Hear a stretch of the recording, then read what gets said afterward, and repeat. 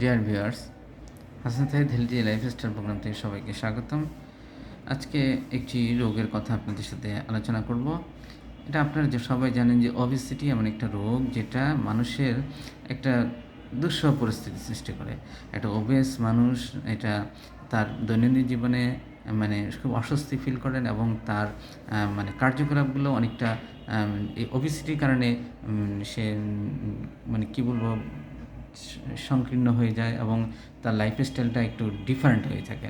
এই ওবেসিটি এখন আপনারা জানেন যে আমাদের দেশে এই ওবেসিটিটা সব ধরনের মানুষের হয়ে থাকে, শিশু, বৃদ্ধ, কিশোর সবারই ওবেসিটি প্রবলেম আছে। ওবেসিটিটা বিশ্ব স্বাস্থ্য সংস্থার এক জরিপে দেখা গেছে যে আমাদের দেশে সাধারণত প্রতি 5 জনে 2 জন ওবেসিটিতে ভুগে থাকেন।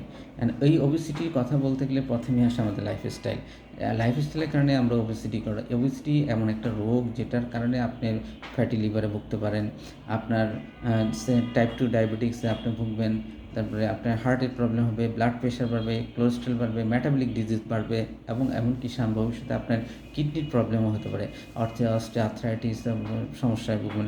এই ওবেসিটির কারণে এমন কোনো রোগ নেই যেটা আপনার শরীরে তৈরি হবে না।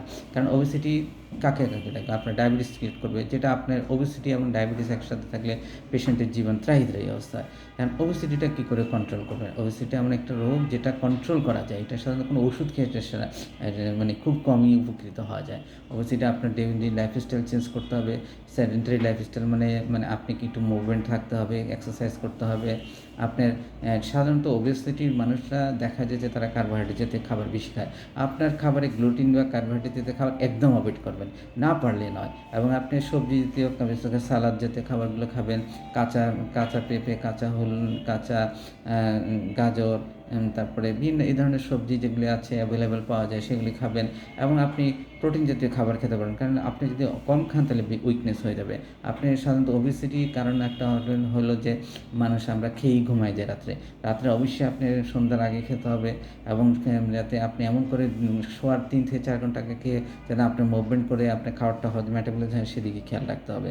এবং অনেক সময় দেখা যায় যে এখন সকালে নাস্তা করেন না, সকালে নাস্তাও ঠিকমতো টাইমলি করতে হবে। এবং কারণ সকালে নাস্তা না করলে আপনি যখন আপনি দুপুরে খাবেন তখন অতিরিক্ত খিদা লাগবে এবং আপনার তখন এই অতিরিক্ত খিদা আপনাকে ওবেস করে ফেলবে। সুতরাং ওবেসিটি একটা কন্ট্রোলেবল ডিজিজ। এটাকে আপনার যাদের ওবেসিটি আছে তারা বিভিন্ন রোগাক্রান্ত হয়ে মানে নিজের জীবনকে কষ্টদায়ক করে থাকুন। আসুন আমরা ওবেসিটি কন্ট্রোল করি।